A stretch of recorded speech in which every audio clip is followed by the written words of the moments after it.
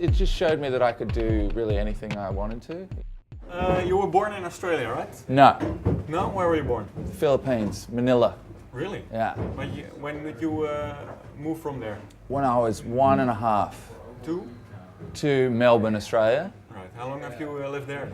I lived there until I was 12, and then I moved to Sydney, and then I lived there until I was 17, and I moved to New York.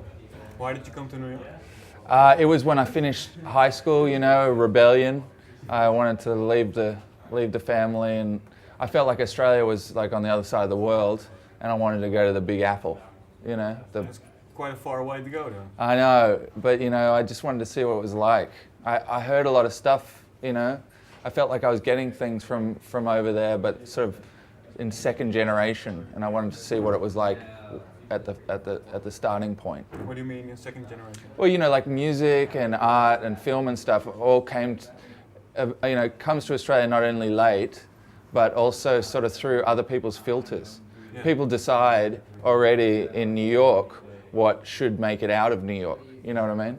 And I wanted to see what was going on there. Why did you want to see that for yourself? I mean, wasn't there something in Australia? I just always felt growing up in Australia that I was like on the other side of the world, and that the rest of the world was still part of something that I should explore.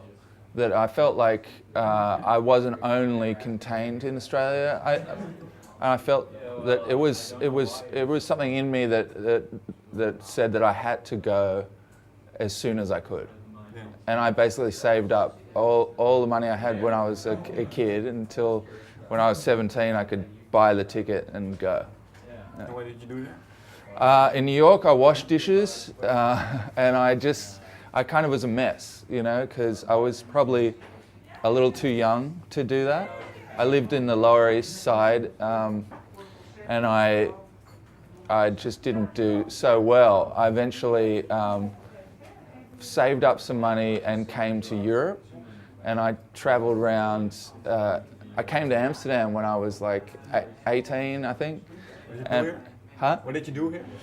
Yeah, I stayed at Bob's Youth Hostel. I don't know if you know that, but basically I didn't have a lot of money, and I met a girl who was cooking the breakfast, and she lived outside of Amsterdam in a tent. And so I went and lived with her for like 3 weeks. Really? And yeah, it was really interesting for me. Yeah. I was young. Yeah. What did you take away from that experience? For your later, I mean, obviously I did a lot of fun stuff while I was in Amsterdam. The whole experience for me basically was, you know, I got to Amsterdam and I spent all the money that I had, so that I was broke. So then I went and stayed with this girl in the tent for a while, but then realized I had to move on, and yeah, it just showed me that I could do really anything I wanted to, you know, that there wasn't a limit. Yeah. And then you went to, when did you go to LA after that?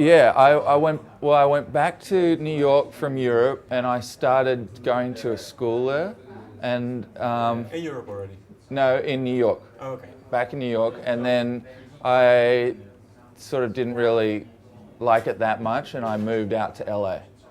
And so that was probably in 97, 98. Yeah, and that was for the Cal Art. For Cal Arts, yeah. And What did you do there?